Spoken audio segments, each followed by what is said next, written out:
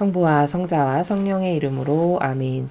예수님과 어머니 하나 되신 성심을 통해 신성하신 하느님 아버지 피아세 나라에서 이 기도를 봉헌드립니다.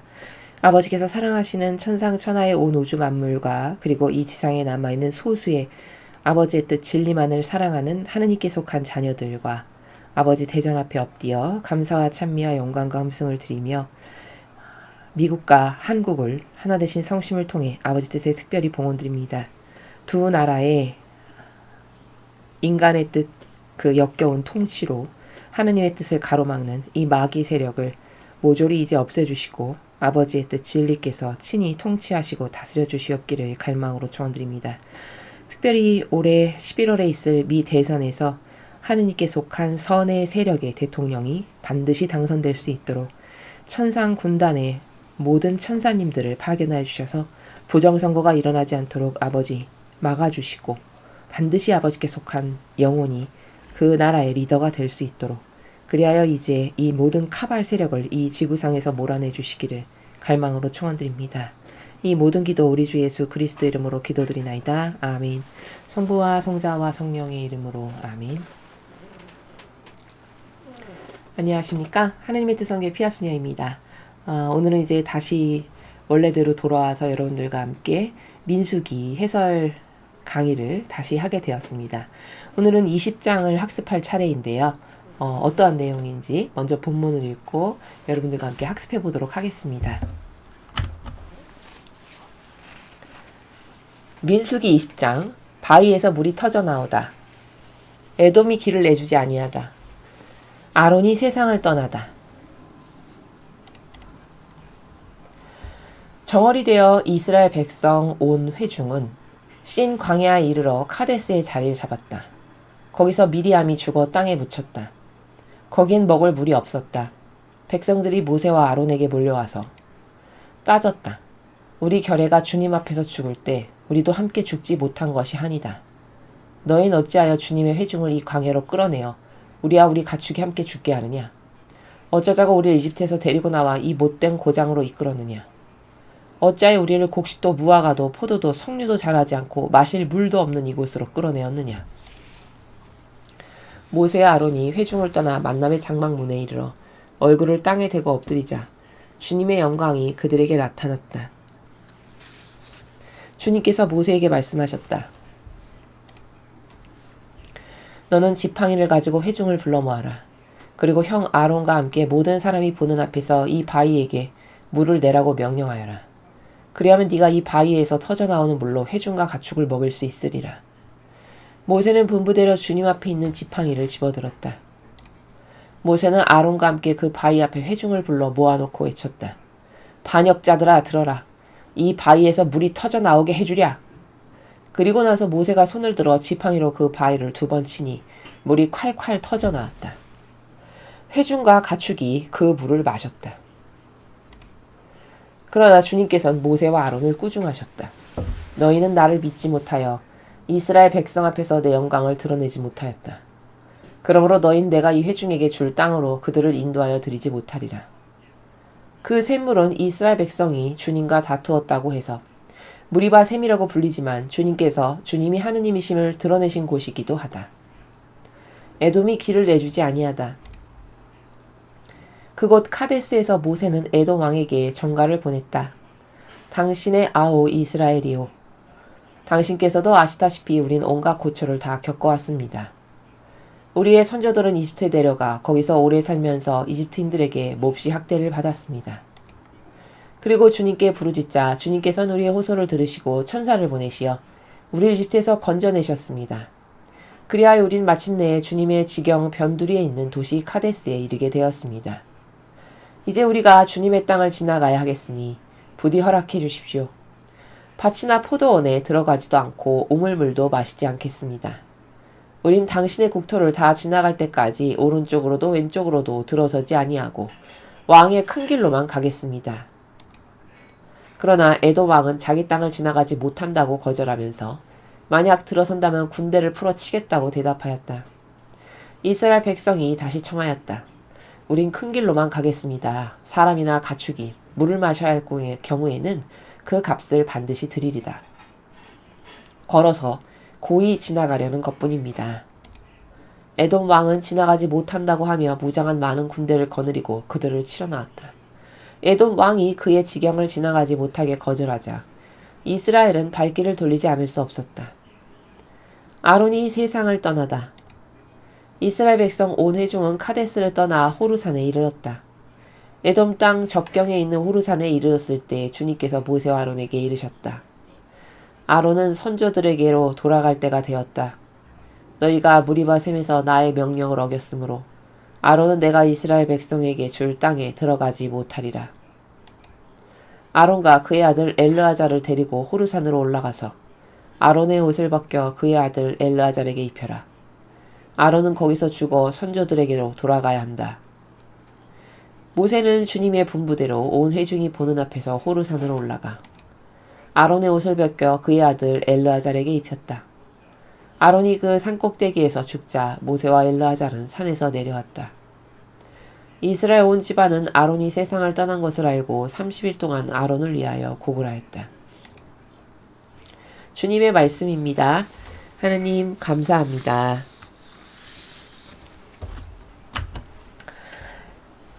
오늘 내용은 이제 또 백성이 불평불만을 하는 그런 내용을 여러분 저와 함께 보셨습니다.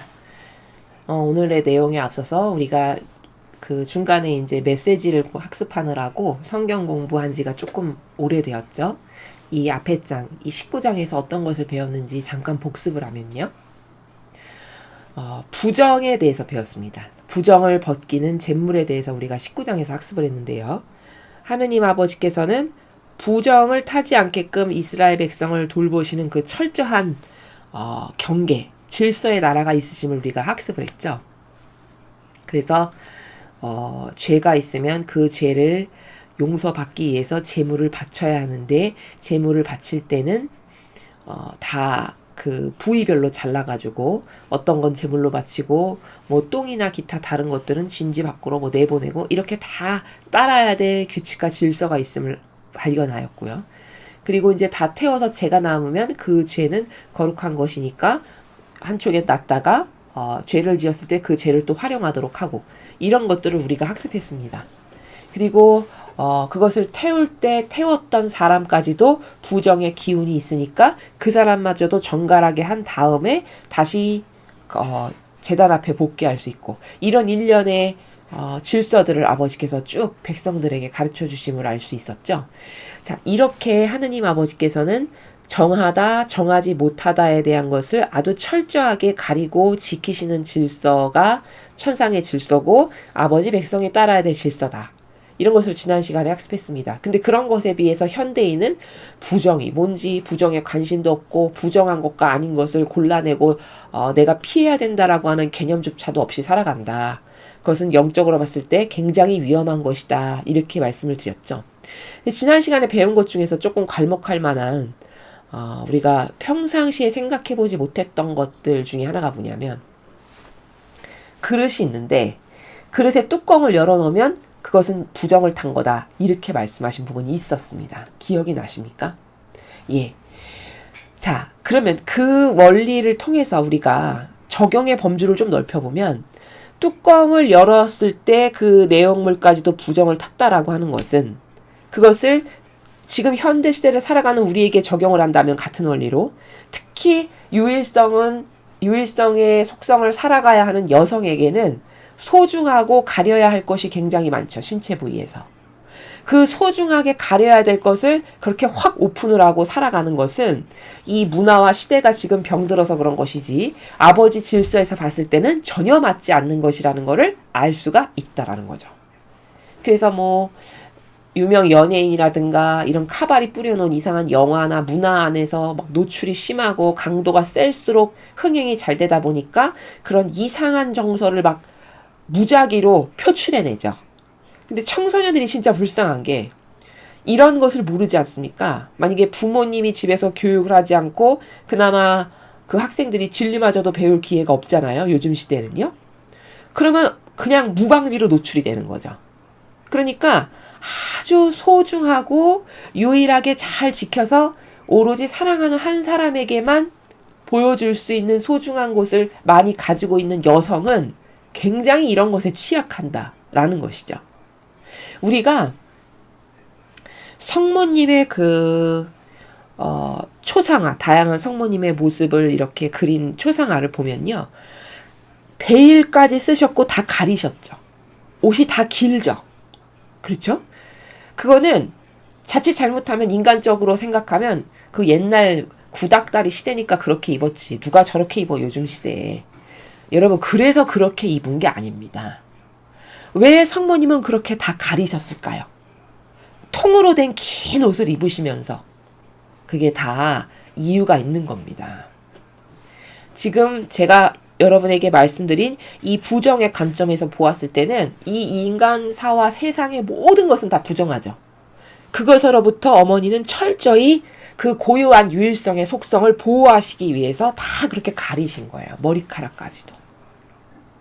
이해되셨죠?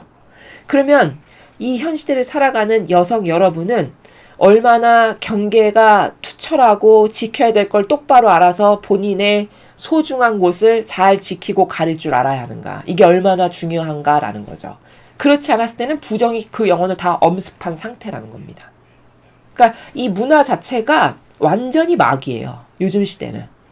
그걸 마치 세련된 것처럼 예쁜 것처럼 아름다운 것처럼 마귀들이 아주 각양각색의 다양한 관점으로 포장을 해놔가지고 분별력이 없는 어린 학생들이 봤을 때는 저게 멋있어 보이고 예뻐 보이고 저게 세련돼 보이고 노출을 마치 그런 식으로 생각한다는 거죠. 이게 큰일 날 일이라는 겁니다. 그래서 이 경계를 허물고 무시하고 가릴 걸 가리지 않는 거는 마귀가 조장한 거예요. 이 시대를 살아가는 영혼을 잡아먹기 위해서. 자기 하수인과 자기에게 동조하는 동조자로 만들어가지고 그런 영혼들을 지옥으로 끌고 가기 위한 계략인데 가르쳐주는 사람이 없어가지고 모르는 거죠. 그래서 경계를 다 허무는 건 무조건 다 마귀다. 그래서 제가 지난 시간에 이런 말씀 드렸죠. 경계를 허무는 것은 마귀다라고 이렇게 원리를 여기다가 여러분에게 제시해드렸고 그 대표적인 예가 열린교회라고 해서 이 거짓 교회가 예전에 열린교회라고 해서 마치 국가가 엄청나게 인권을 탄압해가지고 그런 불쌍하고 가련한 노동자를 우리가 받아들이고 우리 교회는 그래서 우리 교회는 아주 착하고 선한 교회고 요런 명제화를 시켜서 착한 척 코스프레를 했어요. 사실 근데 그렇게 함으로써 그때 받아들였던 것은 다 정말 힘이 없어서 자기 힘으로 자기 스스로 돌볼 수 없는 가련하고 연약한 노동자들을 돌본 게 아니고요. 그들이 다 사실은 빨갱이 노동자들이었다는 겁니다. 이해가 되시죠? 그게 다 열린교회 시스템을 하면서 들어온 폐해들이에요. 그리고 교육도 마찬가지죠. 열린교육 시스템을 도입하면서 학력이 아예 아이들이 하향 평준화가 됐습니다. 다 그때 뭐 자율학습 같은 거 하지 말아야 된다. 집으로 돌려보내야 된다. 이렇게 해서 다 풀어주는 그런 형태로 가다 보니까 학력이 전반적으로 다 떨어져가지고 아이들의 직접 수준을 다 저열한 것으로 떨어뜨리게 하는 마귀의 계략인데 그게 뭔지도 모르고 그래 이렇게 막 아주 그냥 치열한 사교육 현장 이런 것도 다 없애야 되고 과외도 없애야 되고 자율학습도 없애야 되고 이런 식으로 해서 전체적으로 이 나라의 앞으로 미래를 짊어지고 나갈 그 아이들의 그 인재를 발굴하는 데 있어서 오히려 방해를 한 그게 열린교육 시스템의 엄청난 폐해죠. 제가 지난 시간에 19장에서 자세하게 말씀을 다 드렸습니다. 그래서 보면은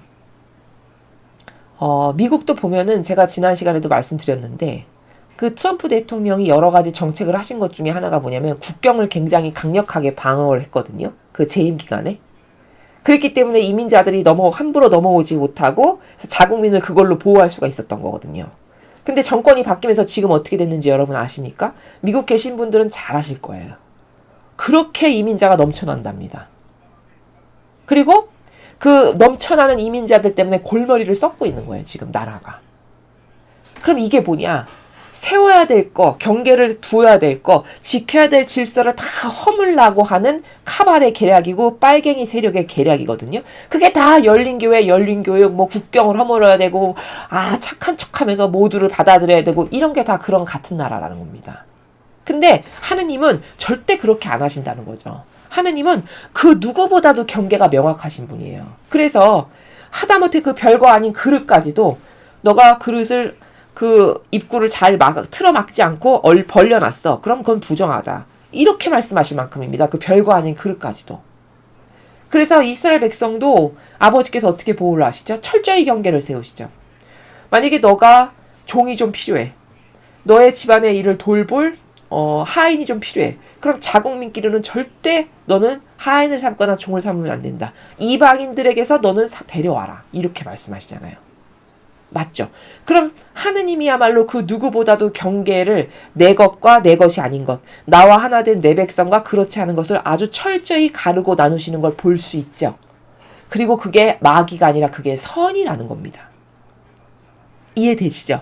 근데 병든 자비의 기호를 요즘 시대에 살아가는 사람들에게 심어놓음으로써 그렇게 열려서 아무거나 다 끌어안으면 착한 거야 라고 하는 은연중의 암시를 거짓 교회가 끊임없이 누룩으로 주입해가지고 그게 착한 거라고 착각하게끔 만들어놨어요. 이 시대에 살아가는 거의 대다수의 사람에게.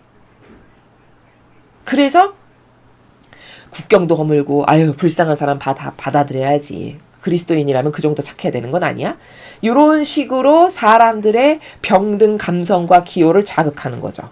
그래서 그것에 반하는 사람은 너는 강해, 너는 세, 너는 왜 이렇게 인정머리가 없어, 넌 자비가 없고 넌 사랑이 없어. 이렇게 매도해버리는. 사랑이 뭔지 모르는 겁니다, 여러분. 여러분, 아무에게나 오픈을 하는 게 사랑인가요? 그거는 난잡하고 추잡한 겁니다. 안 그렇습니까? 아니, 가정생활을 하는데 각각의 그 결혼해서 함께 살아가는 남편과 아내가 아무에게나 오픈을 한다. 이게 될 말입니까? 그렇죠. 그게 사랑입니까? 그 사랑이 아니라 저열하고 추잡하고 난잡한 거죠. 근데 그걸 사랑이라고 다 포장을 시켜놓은 거예요. 이 마귀 세력이. 그래서 사람들이 그런 것에 대한 오해가 너무너무 많다는 거죠. 그러나 하느님은 그렇게 통치하거나 다스리시지 않으셨어요. 근데 무조건 진리가 맞잖아요. 왜? 진리는 퍼펙트하니까. 완벽하신 하느님 아버지께서 세워주신 질서니까요. 근데 하느님은 어떻게 다스리시는가를 보니까 내 것과 내 것이 아닌 것에 대한 구분이 너무너무 명확하세요. 그래서 심지어 내 것이 아닌 이집트는 그냥 바다에서 수장시켜서 죽여버리셨어요. 똑같은 인간인데. 아마 요즘 시대에 빨갱이들이면 알면 들고 일어날걸요. 인권을 막 무시한다면서. 그렇지 않을까요? 그쵸? 똑같은 사람인데 저렇게 누구는 다 죽이고 누구는 눈동자처럼 보호하면서 살리고 차별하면 안 되는 거 아니야? 아마 이런 식으로 말할 거예요. 근데 하느님은 왜 그렇게 하셨을까요? 나랑 하나 된 내 거, 내 백성하고 무신론이잖아요. 이집트는. 하느님을 인정하지 않는 세력이에요. 파라오가 그렇게 말하지 않습니까? 하느님을 이야기했더니 누가 나의 하느님이란 말이냐? 이렇게 이야기했습니다. 무신론의 대표 주자가 이집트였어요. 그럼 하느님을 인정하지 않는 세력이죠. 그 하느님을 인정하지 않는 세력은 하느님을 거들떠도 안 보신다는 거예요. 이게 사랑이고 이게 맞다라는 겁니다. 이것에 대해서 다 병들어 나가지고 무조건 다 끌어안고 포용하고 수용하면 착한 거. 여러분 이거 정말 막입니다. 그것 때문에 이 교회가 망한 거고요. 그 열린 교회 때문에 빨갱이가 마구마구 양산된 거예요. 그때부터. 아시겠습니까? 교육도 마찬가지입니다. 그 열린 교육 시스템을 하면서 더 망가졌어요. 공교육이. 아마 교직에 있으신 선생님들은 다 이해하실 거예요. 이게 무슨 말인지. 교권 완전 추락했고요. 그때부터. 그래서 지금은 선생님의 권위가 있나요? 선생님의 권위가 옆집 아저씨만도 못합니다. 그렇죠?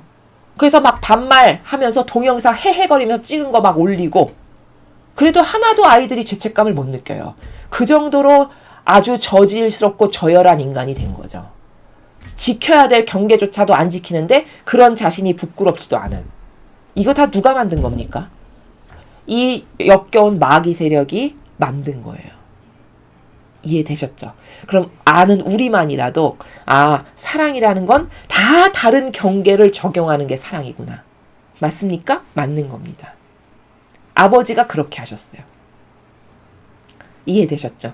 다 다른 경계를 적용하는 게 사랑이니까 천상의 나라는 천층만층이다 이렇게 말씀하시는 거고 그 다 다른 사랑의 경계를 적용하니까 지옥도 있는 겁니다.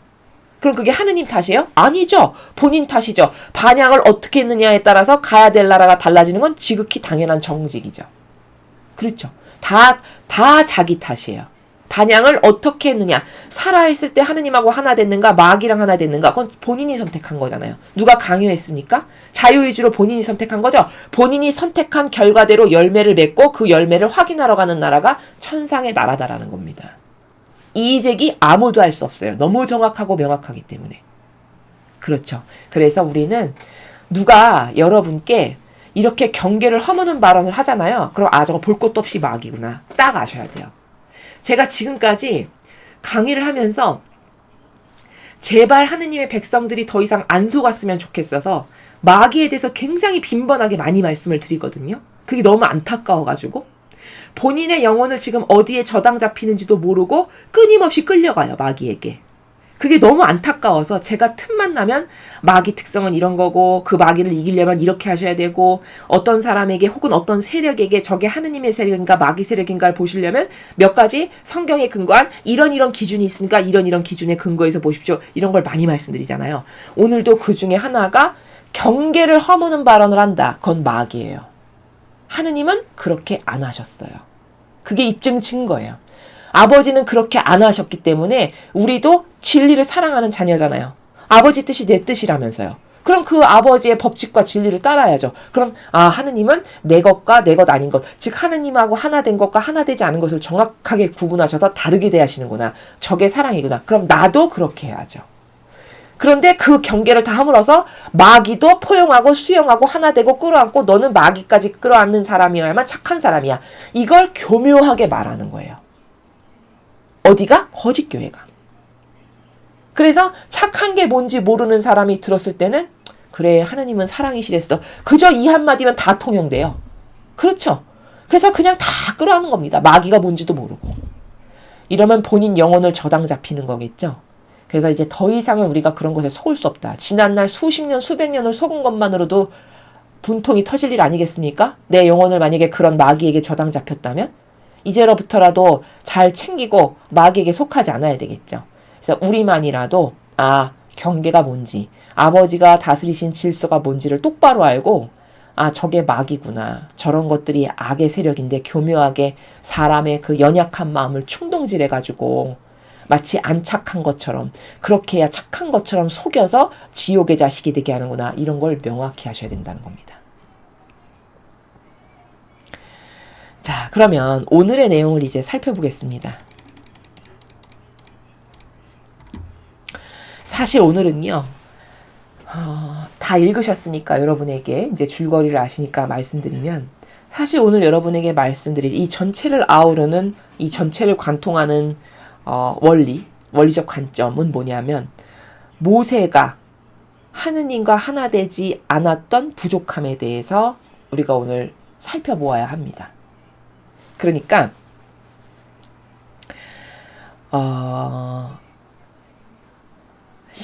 물론 하느님이 사랑하셔서 얼굴을 맞대고 마주대하고 함께 만나주셨던 일꾼인 건 맞아요. 그러나 사람은 이렇죠. 잘하는 게 있으면 잘못하는 것도 있죠. 왜냐 완벽하지 않다 보니까. 원죄를 가진 인간이다 보니까 어떤 한 영혼에게는 선과 악이 공존한다라는 걸 여러분은 먼저 전제 조건으로 아셔야 돼요. 즉 잘하는 것이 있으면 그것에 상대적으로 부족한 면도 동시에 가지고 있는 게 인간이다. 이걸 잘 인지하셔야 돼요. 왜냐하면 제가 왜 서론부터 이런 말씀을 드리냐면 사람의 인지적 체계는요. 정말 진리적이지 않거든요. 그러니까 또 모세다. 그러면 어떤 사고방식이 먼저 앞서가냐면 모세 그럼 훌륭한 사람. 하느님이 인정하셨고 이스라엘의 율법학자들도 다 모세 인정한 분이야. 훌륭한 사람. 이것을 아예 전제로 깔고 들어가요. 그래서 모세가 이렇게 부족했고 이렇게 부족했습니다. 이야기를 하잖아요. 그러면 어떤 또 이상한 나라에서 마귀를 대변하냐면 아니 그럼 너가 모세보다 낫단 말이냐. 또 이런 식으로 나와요. 그런 차원에서 지금 논하는 게 아닙니다. 사람은 다 부족해요. 그쵸? 퍼펙트한 분은 예수님과 성모님밖에 안 계시죠. 그쵸?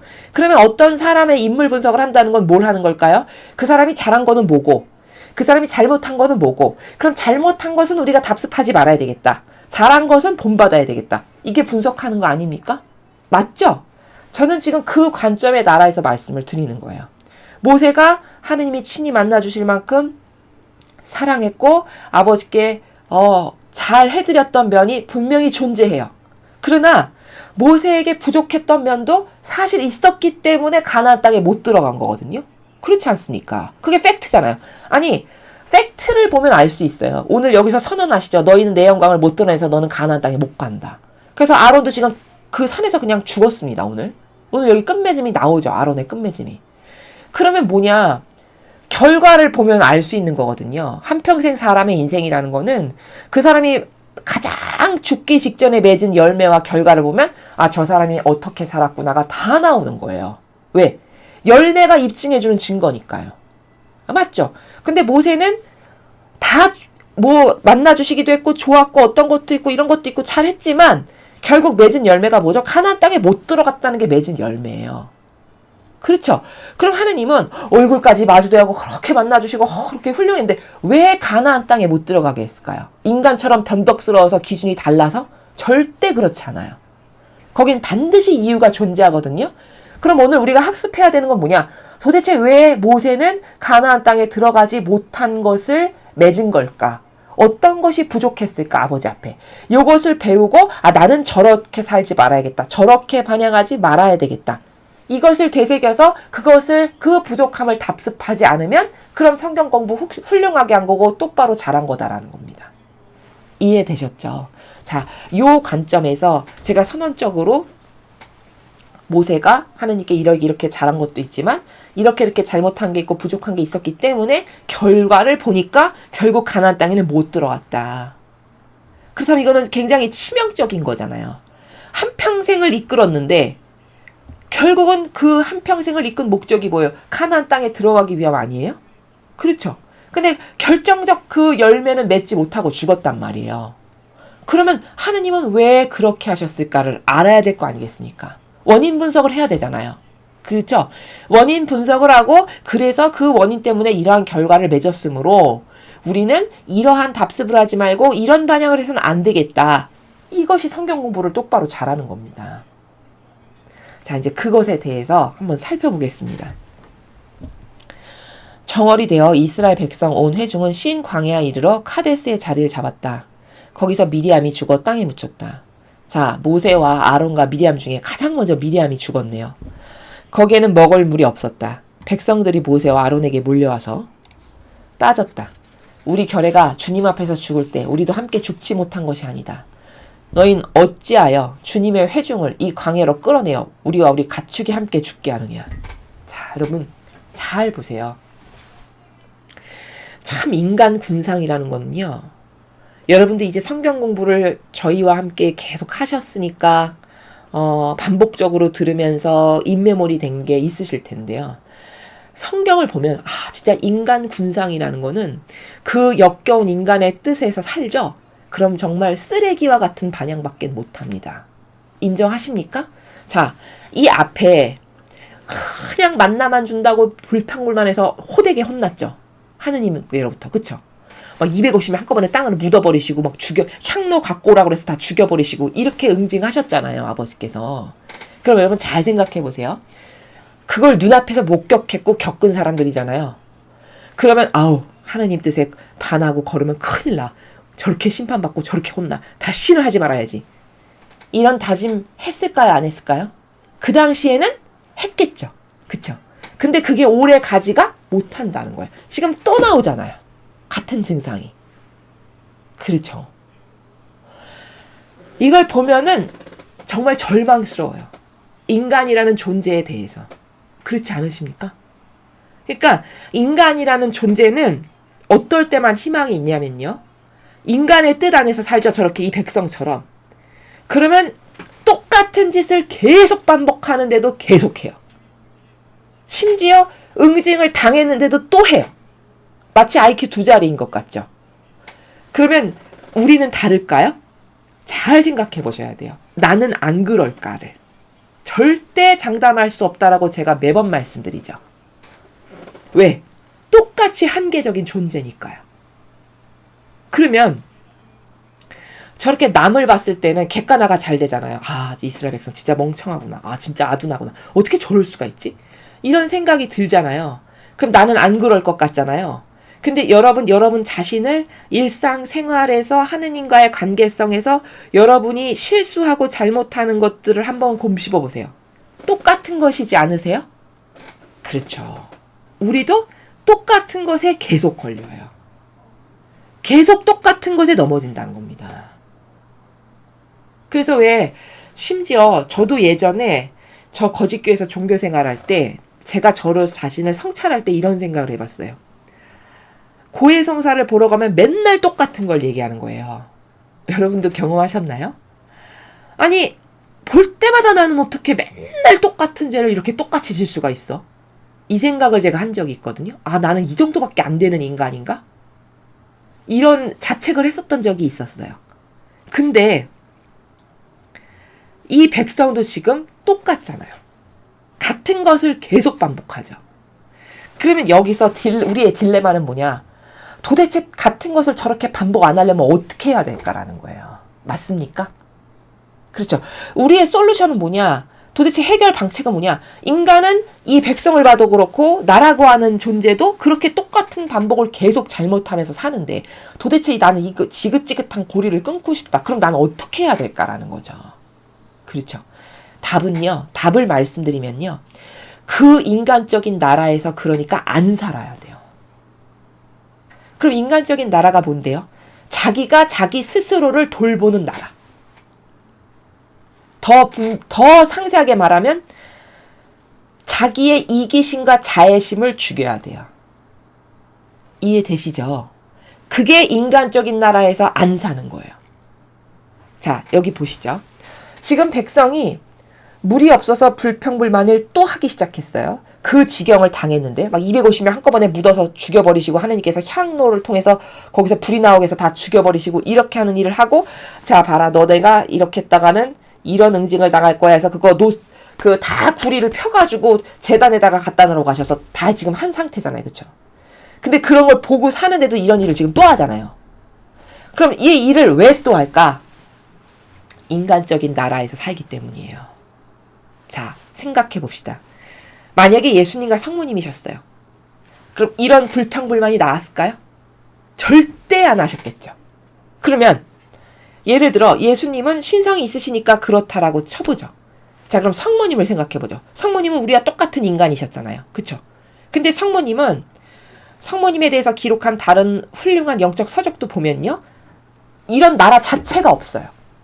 저 지금 4절과 같은 이렇게 4절과 같이 푸념하고 투정하고 변명하고 핑계대고 불평불만하는 어떤 이런 저급한 수준이 있잖아요. 이런 나라 자체가 없으세요. 그러면 또 우리가 생각했을 때 그건 축복받은 성모님이니까 그런 거지. 물론 그런 측면도 없지 않아 있긴 있어요. 근데 그게 100%는 아니에요. 제 말을 잘 이해하셔야 돼요. 그렇게 은총의 바다로 태어나신 분이니까 우리랑은 다른 부분이 분명히 존재하는 건 맞아요. 그런데 그게 전부 100%가 아니라고요. 이해되셨습니까? 신비로운 도성을 보면 성모님에 대해서 또 제가 한 갓길로 빠지면 너무 말이 길어질 것 같긴 한데 간단하게 축약을 하면 그 책을 보면은 아버지가 여러분이 착각하시면 안 되는 게 뭐냐면 인간은 이런 생각을 해요. 어디에 근거하지도 않았으면서 성모님은 아주 그냥 아버지가 이렇게 보호하셔가지고 그런 게 다 수월하셨을 것만 같은. 근데 절대 그렇지 않아요. 그 책을 보면요. 방어하거나 보호하실 수 있는데도 불구하고 보호하시거나 가려주시지 않은 적이 굉장히 많다라고 나와요. 마귀의 공격으로부터. 그럼 그 말은 무슨 뜻이냐? 우리랑 똑같이 이런 환경 가운데 사셨는데 어머니의 자발적 자유의지가 이겨내게끔 하느님께서 그걸 가서 보호하시거나 방비하시지 않았다는 거예요. 그럼 여건이 우리랑 똑같다라는 얘기입니다.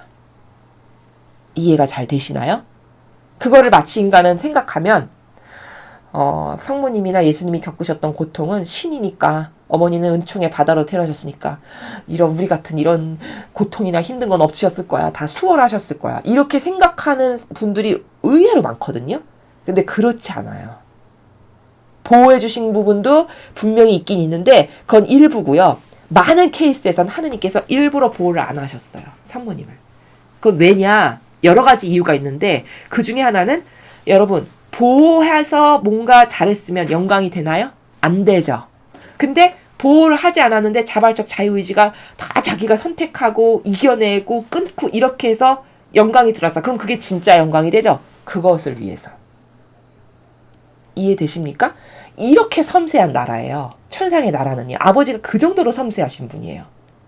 자, 돌아와서 그렇기 때문에 그러면 성모님은 그런 반향을 안 하실 수 있는 건 뭐였냐? 자기를 돌보는 게 없기 때문이에요. 그 얄팍한 인간의 자애심과 이기심. 내가 좋아지는 거라면 엄나무라도 올라가고 양잿물이라도 먹는다는 말이 있을 만큼 그 역겨운 인간의 자애심과 이기심과 자기가 좋아하는 기호와 정서와 경향. 이걸 치워버려야 돼요. 그랬을 때만이 이런 반복적인 짓을 안 해요. 이해되십니까? 예, 그렇게 되는 거예요. 답은 하나예요. 인간적인 내 뜻을 죽이자. 그러면 사절과 같은 반향을 안 할 수 있어요. 안 할 수 있는 은총으로 아버지가 도와주세요. 근데 이런 딜레마가 또 있죠.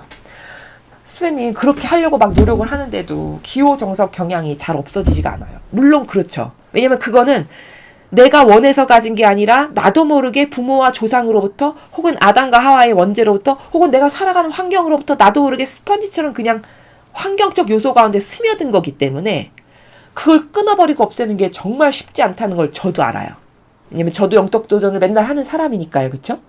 근데 그럼 불가능하니까 포기해야 되는 거냐? 그런 건 아니에요.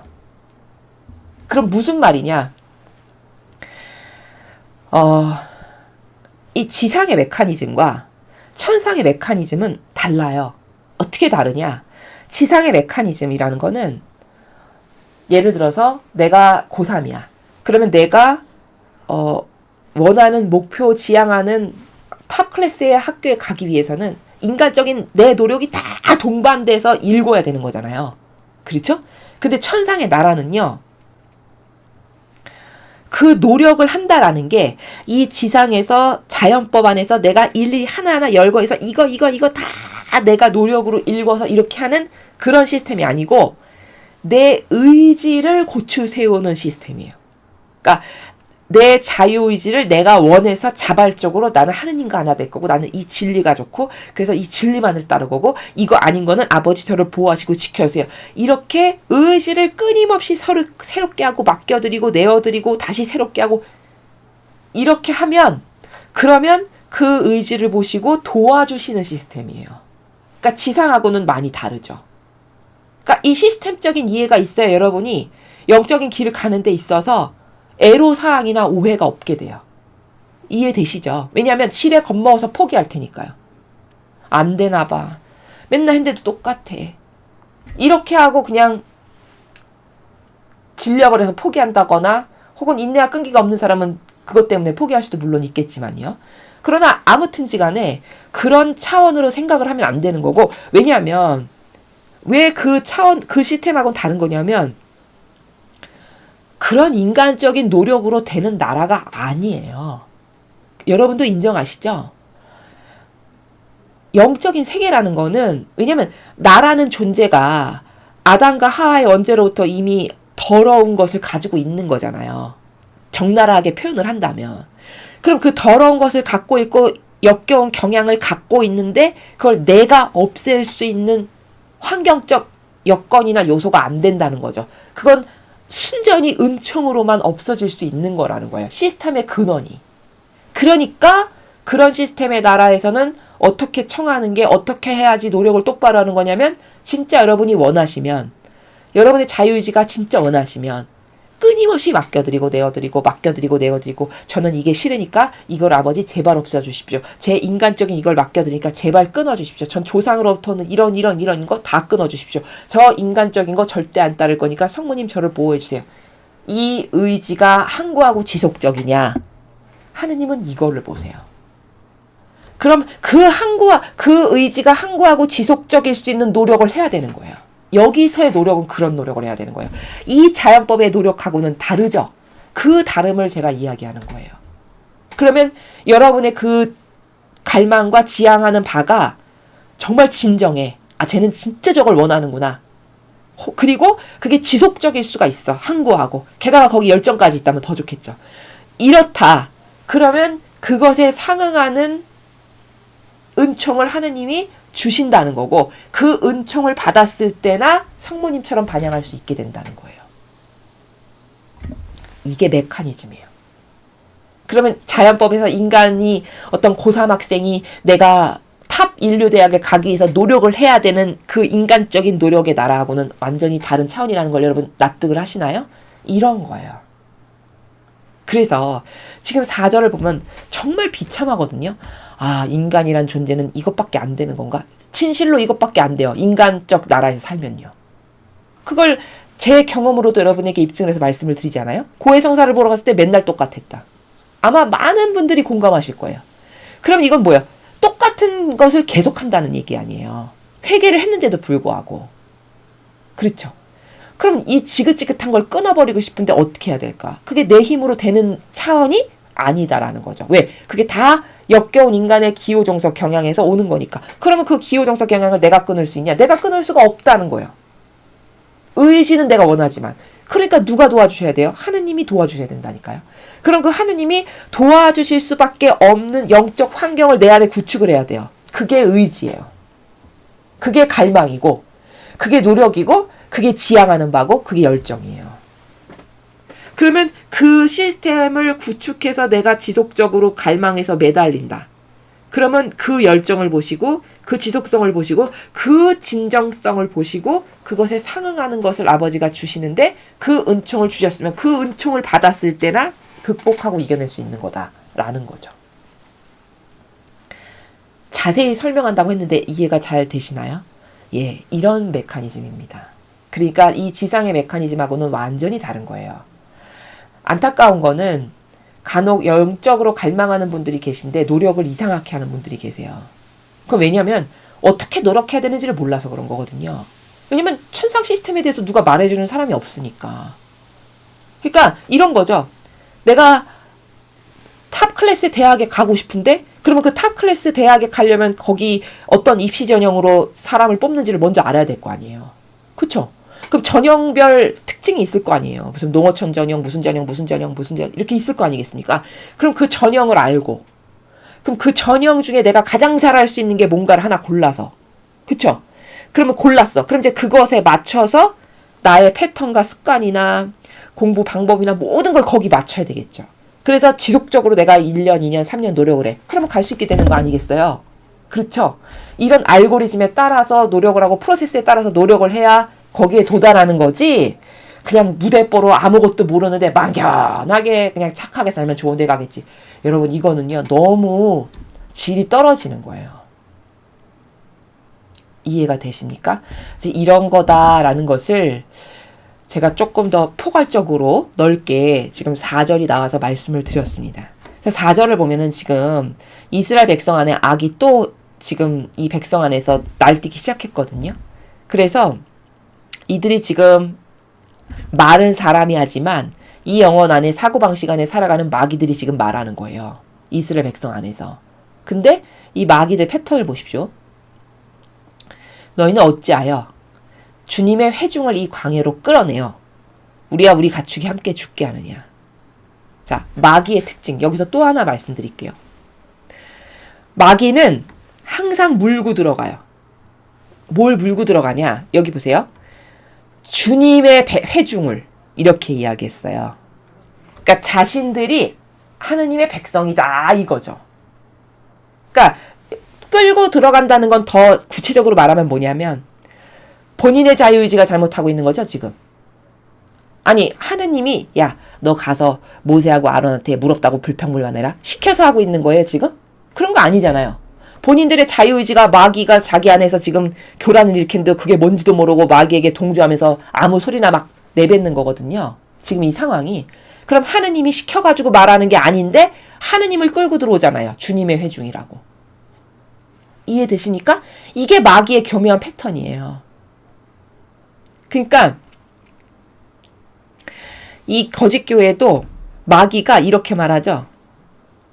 난민 받아들여라. 막 이렇게 할 때 어떻게 우리가 그렇게 가련하고 불쌍한 사람들을 받아들이지 않는다면 어떻게 그리스도인이라고 할 수 있겠습니까? 이렇게 말했거든요. 모 교구의 주교가. 그러면 여러분, 거기 지금 이 막이랑 똑같은 패턴인데 뭐를 끌고 오죠? 그리스도인을 끌고 들어왔어요. 이해가 되십니까? 본인이 말하는 게 사랑이 아닌데 본인이 말하는 거 분명히 막이거든요. 난민 받아들여야 된다 이런 거. 그거 다 경계를 허물라는 거죠. 아까 우리가 앞에서 지금 복습할 때랑 똑같은 나라입니다. 어디 무슨 난민 다 받아들여라. 하느님은 경계를 세울 때 경계를 다 허물어라 이 나라잖아요. 그러니까 이건 볼 것도 없이 막이에요. 제가 말씀드렸죠. 경계를 허물라는 건 다 막이다. 그럼 막인데 마귀가 그 영혼 안에서 뭐라고 이야기하는 거냐면 너가 그런 거 안 하면 너는 그리스도인이 아니야. 하느님을 물고 들어오죠. 지금 이것도 똑같은 막이에요. 보세요. 본인들의 자유의지가 여기 와서 불평불만하고 있는데 하느님이 시켜서 하는 게 아닌데 주님의 백성입니다 하면서 하느님을 끌고 들어와서 주님의 회중을 이렇게 이야기해요. 그러니까 이게 착한 척하는 진짜 역겨운 마귀거든요. 이 마귀의 속성을 여러분 보실 줄 알아야 돼요. 그래야 여러분이 마귀에게 안 당하신다는 거죠. 그래서 마귀는 저렇게 하느님을 물고 들어가고 예수님 성모님을 물고 끌고 들어간다. 자기가 엄청 착하고 선한 주님의 백성인 양. 이해가 되셨죠? 그걸 하나 배워야 되고, 자, 이렇게 지금 와서 불평불만을 시작했어요. 근데 이 백성이 정말 웃긴 게 뭐냐면, 아니, 지금 물 없다라고 이렇게 되었잖아요. 그래서 굶어 죽게 됐다고 그랬잖아요. 그럼 여러분, 이 백성이 지금까지 농사 짓고 일해서 먹고 살았습니까? 아니죠? 하느님께서 만나 내려주시고 메추라기 내려주시고 다 아버지가 거저 공짜로 먹여주신 거잖아요. 그렇죠? 근데 그런 것을 또 망각한 거예요. 지금. 이기심과 자애심이라는 건요. 이렇게 역겨운 겁니다. 그랬더니 어쩌자고 우리를 이집트에서 데리고 나와 이 못된 고장으로 이끌었느냐. 어찌하여 우리를 곡식도 무화과도 포도도 석류도 자라지 않고 마실 물도 없는 이곳으로 끌어내었느냐. 자, 이렇게 모세와 아론이 자기네들을 억지로 끌고 와서 지금 우리가 여기서 다 죽게 생겼다라고 지금 불평불만하고 남 탓하고 있죠. 이 마귀가. 자, 그러면 지금 4절과 5절을 통해서 우리가 봐야 되는 건 이거예요. 백성이 지금 이렇게 와서 뭐 마귀 대변인이나 하고 있어요. 저 뭔 말인지도 모르고 이야기하고 있는 거거든요. 그럼 백성이 저렇게 아무 말이나 막 떠들고 있는데도 모세는 지금 한마디도 못하고 가만히 있어요. 자, 6절을 보실까요? 그렇게 막 했는데 모세와 아론이 회중을 떠나 만남의 장막문에 이르러 얼굴을 땅에 대고 엎드리자. 백성 앞에서 한마디도 못하고 물러나온 거예요. 맞죠? 자, 그러면 여기서 첫 번째 모세의 무능력이 나와요. 지금 이런 상황인데 올바른 리더잖아요. 아버지의 뜻 안에서 살면서 아버지를 대변하는. 그럼 어떻게 됐을까요? 이러면 이 불평불만을 사람은 모세에게 한 걸로 들리잖아요. 근데 사실은 이게 하느님께 한 거거든요. 불평불만을 근원적으로 따지면. 왜냐? 모세와 하느님이 하나 되었다라고 아버지는 모세가 아버지께 하나 된 주님의 일꾼이라고 보시기 때문에 모세에게 뭔가 해코지를 하거나 안 좋은 것을 하면 아버지는 아버지에게 하셨다라고 여기신단 말이죠. 맞죠? 그래서 미리암도 왜 그때 피부병으로 진영 밖으로 쫓겨나고 피부가 문드러지는 게 왜 생겼을까요? 미리암이 모세에게 불평불만했죠. 아니 어쩌자고 우리 동족 중에서도 여인이 많은데 왜 이방인을 여자로 맞아들이냐 막 이렇게 불평불만하고 따졌잖아요. 그랬더니 아버지께서 뭐라고 하셨어요? 감히 내가 뽑은 일꾼을 네가 거기다가 대고 불평불만을 해? 이게 뭐냐? 하느님은 그 정도로 인간하고는 사고방식이 다른 게 한번 마음으로 받아들이셨죠. 그럼 쟤는 내 거, 나랑 하나 된 사람 이렇게 받아들이신다고요. 그러니까 그 불평불만을 하느님께 한 거라고 여기시기 때문에 진노하셔서 그렇게 피부병을 내려서 진영 밖으로 몰아내신 거예요. 이해되셨죠? 그럼 모세가 그런 메커니즘이 있다. 사고방식 안에. 아, 나는 아버지를 대변하는 자고 아버지랑 하나 된 자야. 이런 메커니즘이 있었으면 이런 말 할 때 입 다물고 가만히 꿀먹은 벙어리처럼 있으면 안 된다는 거예요. 어떻게 했어야 됐을까요? 그렇죠. 이 불평불만을 자기에게 한 게 아니라 하느님께 한 거라고 알아들어야죠. 그렇죠. 그게 본질적 사고방식이에요. 그러면 지금 이런 처지에서 어떻게 되냐면 하느님 아버지를 대변했었어야죠. 어떻게 해야 될까요? 일로 와보라고 다 부르는 거예요. 회중을. 그래서 지금까지 하느님께서 우리에게 베풀어 주신 기적의 역사를 읊어줘야죠. 너네가 머리가 나빠서 다 까먹었나 본데 너희가 농사져서 지금까지 먹고 살았어? 만나 아버지가 내려주셨지. 너네가 그거 지겹다 하니까 메추리알 내려주셨지. 어디 갈 때마다 밤에는 낮에는 더울까봐 구름으로 가려져 밤에는 환한 빛으로 밝혀주셔. 이거 다 아버지가 하신 일이지. 너네는 하나도 너네 힘으로 여기까지 오면서 하는 게 없는데 감히 어디다 대고 불평불만을 해. 이런 나라에서 응징하고 따지고 혼냈어야 되는 거 아닐까요? 그렇죠. 이게 하나님을 대변하는 리더의 올바른 자질이에요. 근데 하나도 그런 걸 지금 안 하고 있죠. 근데 여러분 이게 진짜 놀라운 게 뭐냐면요. 아버지는 이거를요 배신행위라고 여기십니다. 충격적이시죠. 사람은 이거 봤을 때 아유 백성이 못됐네. 모세하고 아론한테 어떻게 저렇게까지 할 수 있어. 끝. 이게 다예요. 사고방식의 나라가. 근데 아버지는 원리의 나라에서 사시고 본질의 나라에서 사시는 본질의 주인이시기 때문에 이거를 들으셨으면 아 쟤네들이 나에게 불평불만 하는구나. 근데 나랑 하나 된 애가 저렇게 하고 있네. 똑바로 대변을 못하는구나. 아 이건 배신이야. 이렇게 여기십니다. 그래서 실제로 지금 오늘 이 챕터에선 배신이라는 단어가 안 나오는데요. 이 이후에 배신이라고 말씀을 하세요. 직접 아버지께서. 너는 나를 배신하였다. 이 부분이 있어요. 제가 그 부분 나올 때 다시 또 설명을 드릴게요. 이걸 배신이라고 여기신다니까요. 그럼 사람은 또 이해가 안 갈 거예요. 아니 그건 좀 너무 심한 것 같아. 그걸 무슨 배신이라고까지 말씀을 하셔. 이렇게 이야기할 사람 분명히 있거든요. 여러분 생각해 보세요. 우리 집에 도둑이 들어왔어요. 근데 내가 가장이야. 근데 도둑이 들어왔는데 내가 이 집안의 가장인데 나 하나 살자고 무서워서 피했어. 도둑이 칼 들고 와서 막 칼부림을 하면서 막 들어왔는데. 그러면 아내와 자식들의 입장에서는 그게 어떤 행위냐? 그게 배신 행위예요. 왜? 자기 하나 살자고 하나 된 가족을 지키지 않았으니까. 이해되십니까? 이게 배신 행위예요. 그러니까 인간이 생각하는 배신하고 아버지가 생각하시는 건 근원적으로 달라요. 하나 되었으면 하나 된 자로서의 값을 해야 된다는 거예요. 그걸 안 했으면 그게 곧 배신이라는 겁니다. 이해가 되십니까? 그래서 여기서 모세는 배신을 한 거예요. 하느님을. 그래서 아버지가 이 후미에 이제 다른 챕터 이 뒤에 가면은 너는 나를 배신했다라고 친히 말씀하십니다. 자, 이렇게 지금 똑바로 된 리더십을 보여주지 못하고 있죠. 그래서 아버지께서 지금까지 베푸신 기적들이 뭐고 우리가 다 거저 먹고 여기까지 왔지. 언제 힘으로 농사 짓고 그냥 가서 땅 파고 너네 이렇게 살아봤어? 이거 다 하느님이 내려주신 양식이고 길도 아버지가 비춰주셔서 갔고 여기 이런 이상한 것들도 다 아버지가 싸워서 이겨주시고 다 하느님이 하신 일이잖아. 너희가 한 건 하나도 없는데 무슨 불평불만을 할 게 뭐 있어? 이렇게 가르쳐야 되겠죠. 근데 지금 그런 걸 하나도 못하고 있습니다. 이래서 하느님의 배신행위라고 하시는 거예요.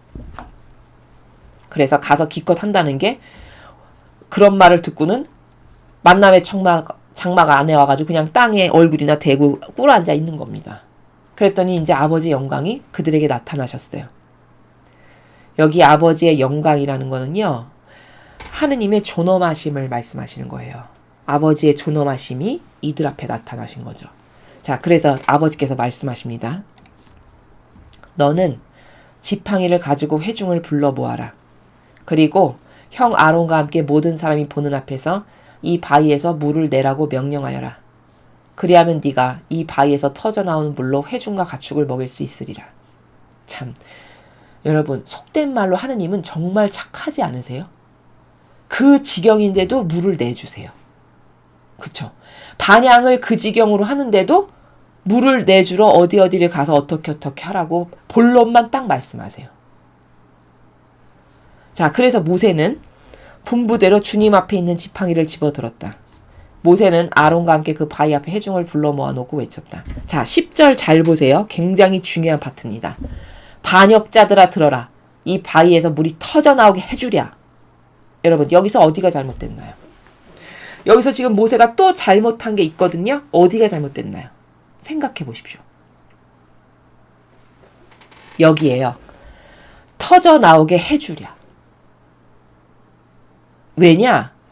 자기가 해주는 것처럼 말하고 있어요. 맞습니까? 그렇죠. 이거 자기가 하는 거 아니라 하느님이 해주시는 거죠. 근데 마치 물이 나오게 해주는 능력자는 자기가 그렇게 할 수 있는 것처럼 내가 이거 해주랴. 이 나라에서 말하고 있죠. 여기서 또 두 번째 에라예요. 그렇죠. 그러니까 자기가 물을 내는 사람인 것처럼 주격으로 지금 말하고 있다. 이게 또 하느님의 영광을 드러내지 못한 거예요. 여기서. 그리고 나서 모세가 손을 들어 지팡이로 그 바위를 2번 치니 물이 콸콸 터져 나왔다. 회중과 가축이 그 물을 마셨다. 자, 11절에서 잘못된 거 또 있어요. 어딜까요? 찾아보십시오. 고민해 보세요. 모세가 잘못 반영한 거 또 있어요. 찾으셨나요? 여기에요. 2번 치니. 2번 치는 게 왜 그렇게 잘못일까? 자, 여러분, 모세가 만약에 하느님을 절대 신뢰하고 믿었다. 그럼 2번만 쳤을까요? 1번만 쳤을까요? 1번만 쳤겠죠. 그쵸? 근데 왜 2번 쳤을까요? 혹시라도 안 될까봐. 이해되시죠? 굉장히 미묘한 건데요. 진리는요, 사람의 마음의 그림자를 아는 나라거든요. 그렇기 때문에 저런 행동 하나를 보죠. 그럼 왜 저렇게 했는가를 대낮처럼 알 수 있어요. 진실로 믿었고 완전히 하나 됐죠. 그럼 1번 딱 치고 기다렸겠죠. 왜? 아버지가 해주신다고 했어. 이렇게. 근데 2번을 쳤단 말이죠. 그건 뭘까요? 믿지 못한다는 뜻이에요. 약간 1번만 치기에는 혹시 안 되면 어떡하지? 이게 잠재의식의 내재적인 것에 있으니까 2번을 친 거예요. 맞습니까? 그렇습니다. 그러니까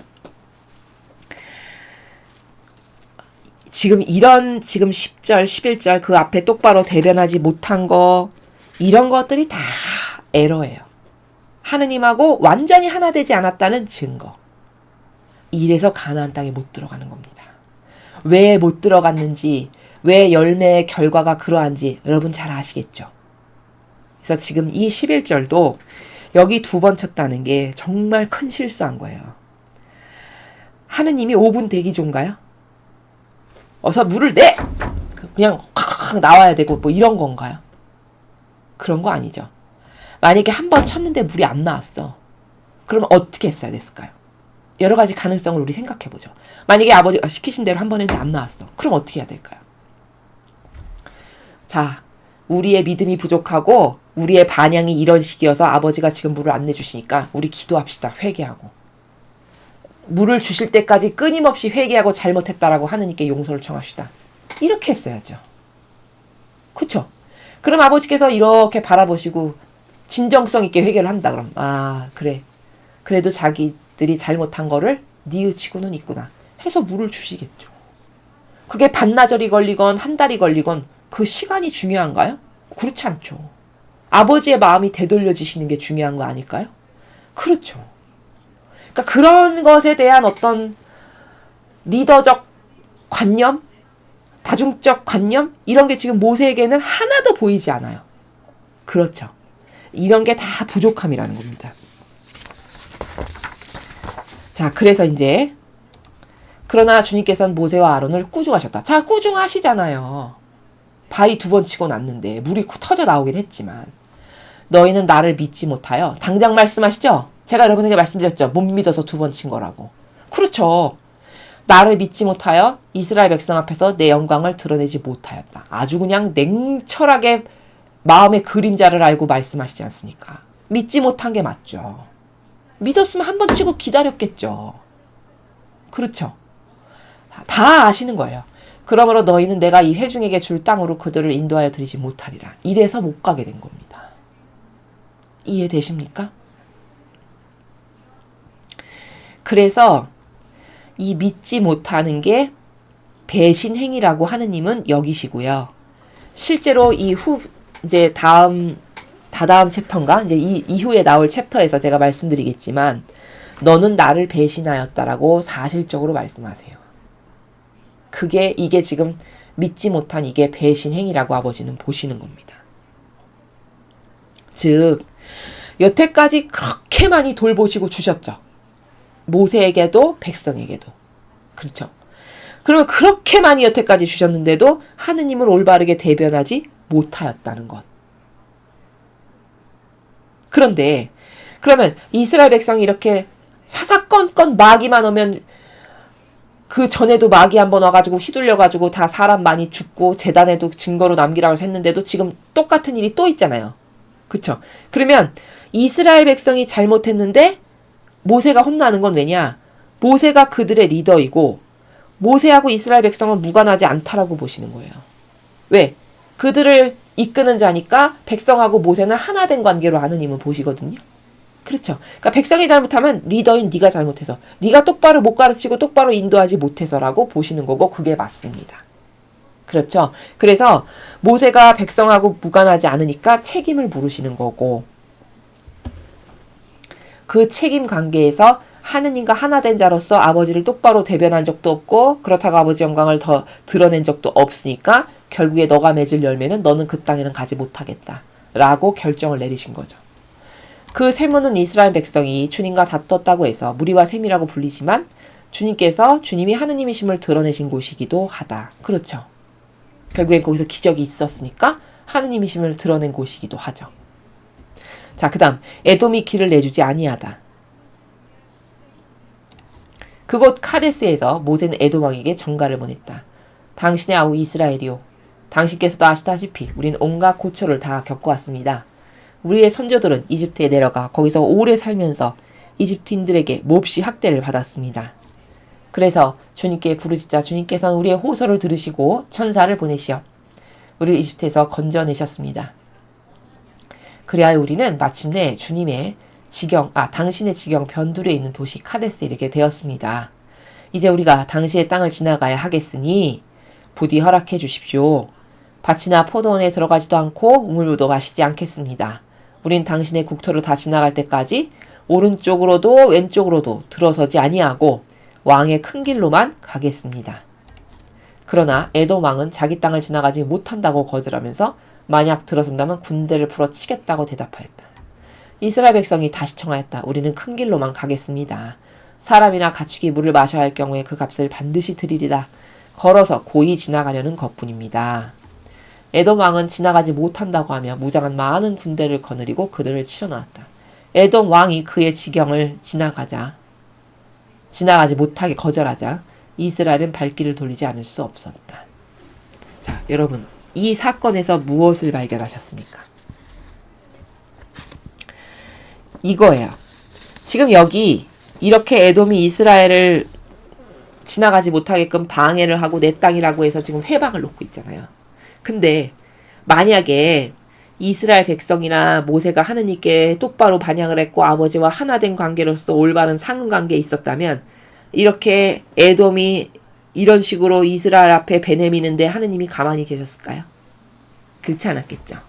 이런 에돔을 다 쳐버리시고 길을 확보하게끔 하느님께서 얼마든지 해주실 수 있겠죠. 근데 왜 안 하고 가만히 계실까요? 그렇죠. 이 앞전의 반향이 별 볼 일 없었으니까. 그러니까 하느님이 뭔가를 주시기에는 반향이 껄쩍지근한 거예요. 그렇게 해주실 만한 어떤 딱히 이유를 못 찾으시는 거죠. 아버지 입장에서는. 이들을 도와주고 보호해서 안전하게 저 땅으로 가게끔 해줘야 될 만한 어떤 희생이 바쳐진 것도 아니고 그렇다고 올바르게 반향한 것도 아니고 그럴 명분이 없으신 거예요. 아버지께. 그래서 아무 일도 안 하고 가만히 계신 겁니다. 이해가 되십니까? 자, 그래서 제가 누누이 말씀드리죠. 천상의 나라는 공짜가 아니니까 우리가 이 지상에서 살 때 하느님을 위해서 많은 희생과 고통을 사랑하게 되면 다 그게 누적되고 쌓여서 그 열매와 결과치를 내가 죽고 나서 가서 보게 될 거다. 이게 하늘나라라고 제가 누누이 말씀드리죠. 지금 여기도 반향을 똑바로 안 했기 때문에 하느님이 개입을 안 하시는 거예요. 하느님이 이깟 에돔 하나 거칠 것 없이 치워주시는 게 얼마나 쉬운 일이시겠습니까? 그쵸? 아니 이 앞에도 보면은 이집트를 10가지의 재앙을 해가지고 다 죽여버리고 세상의 끝에까지 쫓아왔는데도 바다 물살로 다 수장시켜버리시잖아요. 그런 전지전능하신 아버지신데 이깟 에돔이 길 하나 비켜주게끔 못하시겠어요? 말이 안 되죠, 그쵸? 하느님께 이거 너무 쉬운 일이거든요. 근데 왜 아무것도 안 하실까? 이 앞에 전적이 이들이 그런 하느님의 보호나 보살핌이나 은총을 받기에는 너무나도 합당치가 않은 거예요. 그래서 하느님과의 상응관계가 이래서 중요한 거고요. 반향이 얼마나 중요한가를 여기서 하나 확인할 수 있다라는 겁니다. 그래서 이 앞사건 때문에 아버지께서 지금 안 도와주시고 가만히 지켜보고 계신 거예요. 그럼 여기서 얻을 수 있는 교훈은 뭐냐? 반향이 중요하다라는 거고요. 그 다음 아론이 세상을 떠나다. 이스라엘 백성 온 회중은 카데스를 떠나 호르산에 이르렀다. 에돔 땅 적경에 있는 호르산에 이르렀을 때 주님께서 모세와 아론에게 이르셨다. 아론은 선조들에게로 돌아갈 때가 되었다. 너희가 무리바 셈에서 나의 명령을 어겼으므로 아론은 내가 이스라엘 백성에게 줄 땅에 들어가지 못하리라. 자, 무리바 셈 언급하시죠? 거기서 하느님의 영광을 드러내지 못했다. 너는 나를 믿지 아니하였다.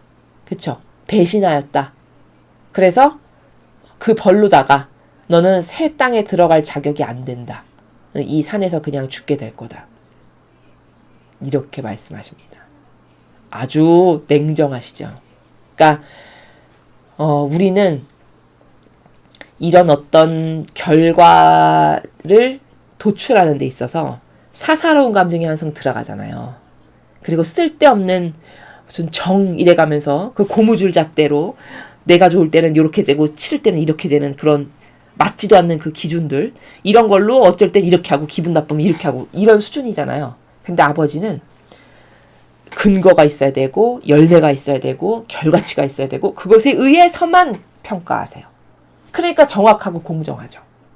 아무리 예뻐했어도 아무리 사랑했어도 모세가 얼굴을 마주대야 할 만큼 소중하게 여기셨는데도 맺은 열매가 없으니까 결국엔 못 들어가게 하시죠. 이 정도로 공정하고 정직한 나라다. 천상의 나라는 이런 나라다. 이런 걸 여기서 명심해서 우리가 깨달아야 됩니다. 아론과 그의 아들 엘르아잘을 데리고 호르산으로 올라가서 아론의 옷을 벗겨 그의 아들 엘르아잘에게 입혀라. 아론은 거기서 죽어 선조들에게로 돌아가야 한다. 자, 이제 사제직을 아들이 물려받게끔 예식을 하시는 거죠. 모세는 주님의 분부대로 온 회중이 보는 앞에서 호르산으로 올라가 아론의 옷을 벗겨 그의 아들 엘르아잘에게 입혔다. 아론이 그 산꼭대기에서 죽자 모세와 엘르아잘은 산에서 내려왔다. 자, 아론은 그 산에서 이름도 모르게 이렇게 죽었습니다. 그 다음에 이스라엘 온 백성, 온 집안은 아론이 세상을 떠난 것을 알고 30일 동안 아론을 위하여 곡을 하였다. 자, 여러분 29절을 잘 보세요. 29절을 보면요. 인간 군상을 또 알 수 있어요. 그 민낯을. 자, 어떻게 알 수 있냐. 방금 전까지 뭐 했죠? 아론하고 모세에게 가서 따지고 덤비었죠. 그쵸? 너네가 여기 우리 연나지던데 데리고 와서 말이야. 지금 이 광야에서 물도 없어서 죽게 생겼어. 우리 어쩌자고 우리를 데리고 나와서 이렇게 고생을 하게 하느냐. 막 따지고 덤볐잖아요. 근데 죽었다고 곡을 했대요. 여러분 이게 진정성 있다고 보십니까? 진정성 없죠. 그쵸? 그러니까 불평불만이 방금 전까지만 해도 가득해가지고 따지고 덤볐는데 아론을 위해서 곡을 했다는 거예요. 그럼 이걸 진정성 있게 누가 봐줄까요? 여러분 같으면 여러분을 위해서 이 사람들이 곡을 했다면 여러분 믿으시겠습니까? 아니 방금 앞에까지만 해도 여러분에게 와서 득달같이 와서 막 따지고 덤비고 너 때문에 죽게 생겼다라고 막 이랬어. 근데 조금 시간이 지나서 죽었다고 해가지고 그 사람이 막 곡을 해. 여러분 이거 몇 %짜리라고 믿으세요? 하느님은요 이런 거 안 믿으세요. 이해되십니까? 인간은 또 어리석어가지고 이렇게 곡을 하잖아요. 그러면은 또 앞에 거 다 새까맣게 까먹고 에이 그래도 곡을 나를 위해서 곡은 해주는구나. 또 이렇게 생각하는 사람도 있어요. 이게 인간적 사고방식이라는 게 이렇게 오락가락한 겁니다. 이거 백데이터도 없고 근거도 없고 막연하고 감성적이고 정서적이고 이거 되겠습니까? 이렇게 사고해서. 그쵸? 근데 하느님은 만약에 아버지께 이렇게 했잖아요. 방금 전까지만 해도 덤비고 따졌는데 하느님을 위해서 곡을 했다. 그러면 아버지는 이걸 안 믿으신다니까요. 이걸 순수하다라고 안 보세요. 이해되십니까? 인간이 인간적 나라에서 살면 이런 수준밖에 안 돼요. 질이 이 정도로 떨어진다고요. 아니 너무 웃기는 사실 아닙니까? 좀 전까지만 해도 그렇게 눈에 쌍볼을 켜고 와가지고 따지고 덤볐는데 죽었다고 하니까 또 가서 슬픈 척하면서 곡을 한다. 그럼 이걸 누가 진정성 있게 보겠습니까?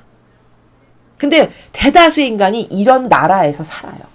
세상의 거의 모든 사람은 다 대동소이해요. 이 나라에서 삽니다. 그리고 자기가 문제 없다라고 착각하면서 살아가는 거예요. 그냥 한평생.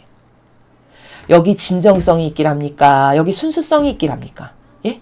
여기 정직함이 있기를 해요. 도대체 여기 무슨 속성의 비전이 있나요? 이런 인간에게 무슨 비전을 두시겠어요, 아버지께서. 그렇죠. 그냥 가련히 여기시는 게 다예요. 이스라엘 백성을 대하시는 아버지의 마음은 내가 뽑았으니까 내 자식이라고. 반응을 이런 식으로 해도 어쩔 수 없지. 저게 한계지. 그리고 그냥 불쌍하고 가련히 여기시는 게 답니다. 우리도 그런 취급을 받으면 될까요? 여러분은 그런 취급받는 영혼으로 자식으로 남고 싶으십니까? 그러고 싶지 않으시죠? 그러려면 이 인간적인 걸 다 뜯어버려야 돼요. 지금 이게 29절이 너무 위선자적인 인간의 더러운 속성을 보여주는 거거든요. 아니 불평불만이 가득한 백성이 지금 아론을 위해서 곡을 한다. 이게 얼마나 위선자예요. 겉과 속이 완전 다른. 그쵸? 국민들은 진짜 아론을 정말 위하고 사랑했을까요? 이스라엘 백성이? 사랑했다라고 여러분 생각하세요? 사랑했으면 그 앞에 전조 증상은 뭡니까? 사랑했는데 이렇게 와서 득달같이 따지나요? 그렇지 않죠. 그러니까 이런 걸 보면은요. 아, 진짜 인간의 뜻은 역겨운 거구나. 그 인간의 뜻 안에서 살면 나는 저렇게 이스라엘 백성하고 똑같은 거구나. 라는 거를 우리가 명심해야 돼요. 별반 다르지 않습니다. 별반 다르지 않음을 제 경험을 가지고 여러분 입증시켜서 말씀드렸죠. 모든 사람은 다 그렇게 살아가거든요. 진리 모르면. 그러니까 우리도 이런 지경으로 이렇게 저열하게 살고 싶지 않다면 얼른 그 인간적인 것에서 졸업하고 그걸 빨리 화급히 버려야 된다. 그것만이 비전이고 유일한 희망이다. 라는 것을 우리가 이 마지막 절에서 알 수 있다라는 거죠. 그래서 오늘 이 20장은 모세가 하느님과 하나 된 리더로서 올바르게 하지 못했던, 리더십을 발휘하지 못했던 그 부족함이 무엇인가를 살펴봤습니다. 모세의 무능력함. 어느 측면에서 무능력했냐? 능동적인 것이 없어요. 일단. 자기가 알아서 자발적으로 능동적으로 이렇게 하느님을 이렇게 대변해드려야지. 아버지가 이걸 좋아하실 거야. 이렇게 해야지. 이게 없습니다. 그쵸? 시키는 거를 하는 수준인데 그나마도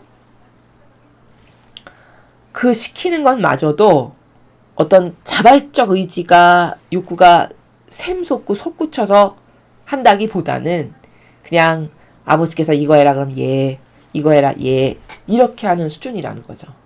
그 다음 두 번째는 뭘까요? 아버지를 똑바로 하나 된 자로서 대변하지 못했고 오히려 아까 믿지 못해서 바위를 두 번 치는 결과, 그래서 너는 나를 믿지 않았다 말씀하시죠. 그런 배신 행위를 한 것. 이게 모세의 리더로서의 부족한 그 무능력함입니다.